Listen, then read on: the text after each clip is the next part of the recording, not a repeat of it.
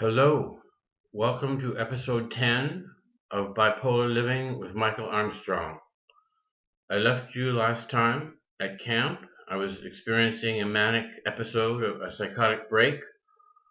I can remember my father driving me and my coworkers back to Toronto, and I was in the front seat, hoping against hope that my dilemma would resolve itself, that these troublesome thoughts and expectant death would just go away, but of course it did not. So shortly after getting home, I was sitting across from a psychiatrist at the hospital, expecting some sort of an explanation perhaps, or a diagnosis. Nothing happened. This man remained totally silent. I can't recall him speaking a single word ever to me. So I guess, 1970s, if you had a psychotic break, you were automatically deemed to be schizophrenic. So I was given that label, that diagnosis. It would last for 23 years before a correct diagnosis of bipolar was given to me.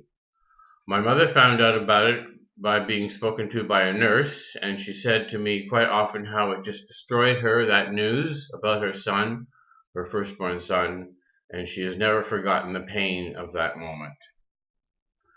I returned to university for second year.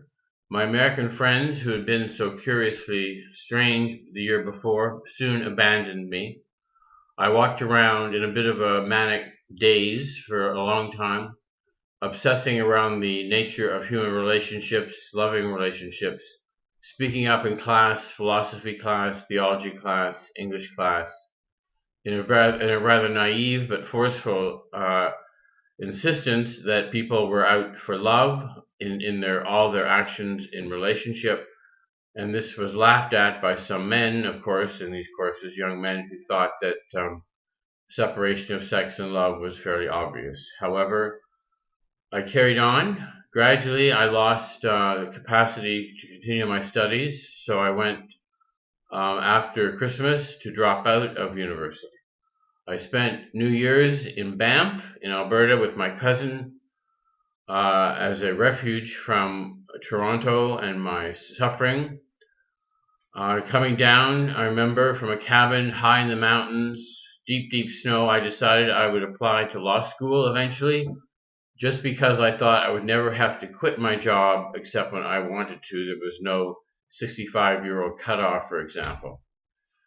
So that was how I decided to be a lawyer, rather simple expectations, but I set sail from there.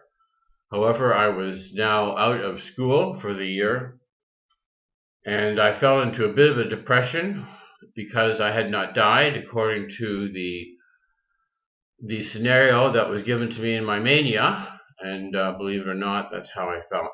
And I would soon end up in hospital, about which I will tell you at another time. So God bless you and keep you, and all the best.